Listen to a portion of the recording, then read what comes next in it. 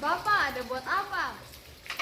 Oh ya, hai para anggur mania, ini lagi melakukan panen terakhir. Ini anggur yang akan dipanen terakhir hari ini untuk dua tujuan nih.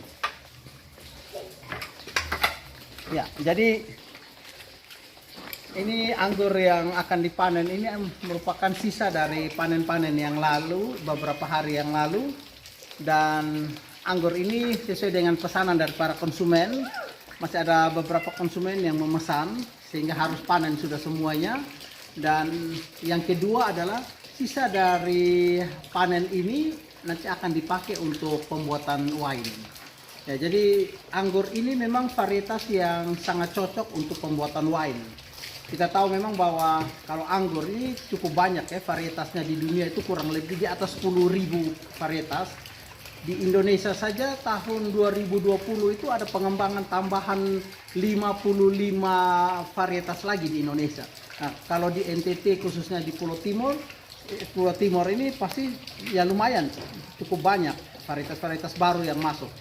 Dan ini salah satu varietas yang luar biasa karena bisa dipakai bukan sekedar hanya untuk table grape atau anggur meja untuk dimakan langsung, tapi juga untuk pembuatan wine.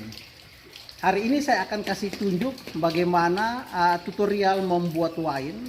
Wine ini bisa digunakan untuk konsumsi minuman segar dan juga untuk untuk anggur perjamuan. Jadi para anggur mania yang ingin untuk menikmati langsung buah ini bisa memesan buahnya. Ini hari ini terakhir panen. Jadi ayo cepat. Siapa cepat dia dapat. Jadi karena ini sudah terbatas ya, mungkin sekitar tinggal 15-an kilo atau 20-an kilo lagi sisanya. Nah, dan sisa dari itu lagi nanti yang saya akan buat tutorial pembuatan wine. Nanti kita akan saksikan di konten yang berikut tentang bagaimana kita membuat wine, baik untuk wine minuman anggurnya itu atau juga untuk anggur perjamuan ya. Nanti kita akan saksikan bersama-sama. Ya, jadi hari ini saya akan memanen yang terakhir. Ya, para anggur mania, ini salah satu pembeli yang memaksa untuk mau panen sendiri nih. Sebenarnya harusnya pemilik anggur yang petik, tapi ini dia kata mau untuk petik sendiri. Untuk membuktikan betul-betul bahwa anggur ini anggur produksi di tempat sini dari House on the Rock. A few moments later. Bapak, ada buat apa? Hai, salam anggur mania. Ya, selamat malam. Malam ini sesuai dengan janji saya kemarin bahwa akan menunjukkan tutorial bagaimana cara membuat wine. Maka malam ini saya akan kasih tunjuk beberapa tahapan dalam pembuatan wine. Jadi pembuatan wine ini sebenarnya tidak sulit juga. Sesuatu yang mudah untuk kita lakukan. Yang terpenting kita memiliki bahan-bahannya. Itu yang paling utama di situ. Terus kedua adalah tujuan kita mau buat wine itu untuk apa. Jadi wine ini bisa sekedar untuk minuman segar ataupun minuman untuk dinikmati dalam seremoni-seremoni tertentu, atau juga yang paling utama kita juga bisa buat untuk anggur perjamuan dari wine ini. Dan itu yang penting untuk kita tahu tujuannya apa. Ya, jadi bahan utamanya yang pertama itu kita harus memiliki anggur ya. Jadi mau buat wine, bahan utama pertama anggur. Terus yang kedua, kita juga harus menyediakan gula cair. Gula cair ini, terus juga biangnya atau ragi yang kita siapkan.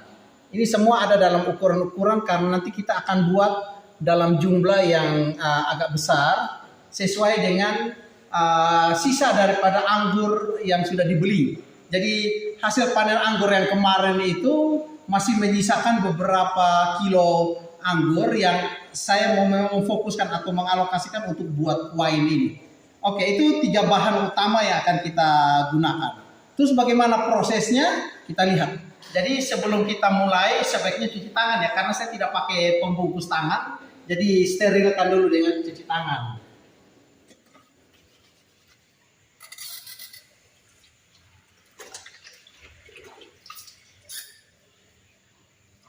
Oke, ini sudah steril ya.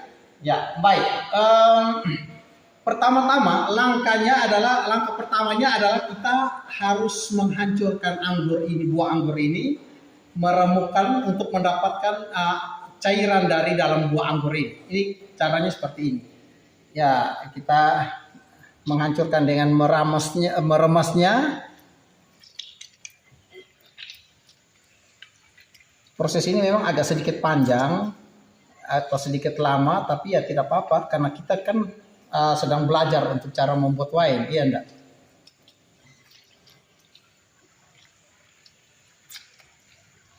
A few moments later. Ya, setelah semua buah ini sudah dihancurkan, proses selanjutnya adalah kita mencampurkan ragi yang sudah dibuat berkembang ini, tapi untuk membangkitkan biang ini kita harus tambahkan dengan air gula yang tadi yang sudah saya tunjukkan. Tujuannya supaya biang ini aktif. Kita harus mencampurnya agak sedikit diaduk-aduk, tujuannya supaya biang tersebut bisa berkembang dengan baik.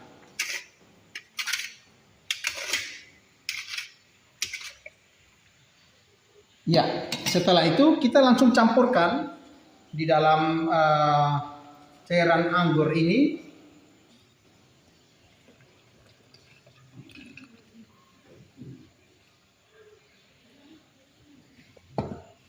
Dan dicampurkan kembali. Bisa dengan tangan atau juga kita bisa gunakan sendok.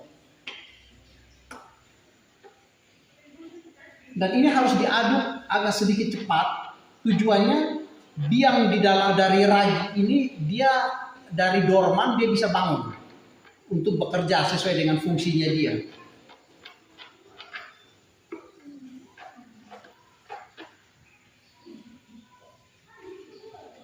Jadi setelah seluruh bahan ini, ketiga bahan ini sudah tercampur, maka ini akan nanti kita masukkan ke dalam wadah yang tertutup rapat untuk mulai proses fermentasi. Proses fermentasi itu kurang lebih 21 hari atau 3 minggu itu sudah menjadi wine yang bisa kita konsumsi.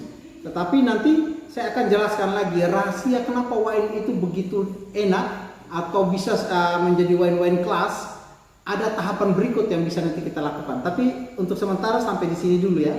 Para anggur mania, di depan saya ini juga ada wine yang sudah diproses atau melewati proses fermentasi kurang lebih 5 tahun. Ini sudah dibuat di 5 tahun yang lalu. Homemade juga ya di House on the Rocks ini. Jadi hari ini dalam konten ini saya mau kasih tunjuk para anggur mania tentang wine yang sudah kami proses ini. Dan kita sebelum saya akan coba minum, tapi sebelum saya minum saya mau tes dulu kira-kira kadar alkoholnya berapa sih. Ya, di depan saya ini juga ada alat pengukur kadar alkohol di dalam makanan yang nanti akan kita pakai untuk mengukur kadar alkohol dalam red wine ini. Kita coba ya.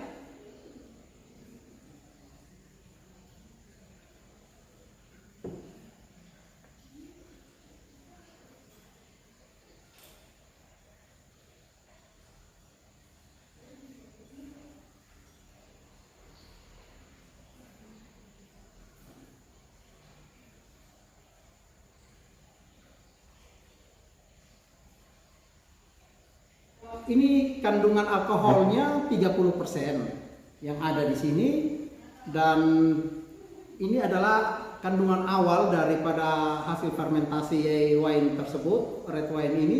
Namun untuk membuat kadar alkoholnya berapa persen sesuai keinginan kita saja sebenarnya. Jadi dari dasar ini kita bisa buat, mungkin kita mau di bawah 5%, oke bisa. Atau mungkin juga kita mau yang di atas 30%, itu juga bisa. Ada prosesnya, maka itu yang tadi saya katakan bahwa proses pembuatan red wine ini ada beberapa tahapan. Ini baru tahapan awal yang dimana kita baru 1 kali fermentasi. Kita bisa akan buat beberapa kali fermentasi dan hasilnya atau mutunya akan semakin lebih tinggi lagi. Oke, baik. Ini yang ada, saya coba mungkin supaya lebih rasanya menantang ya. Saya coba tes sedikit.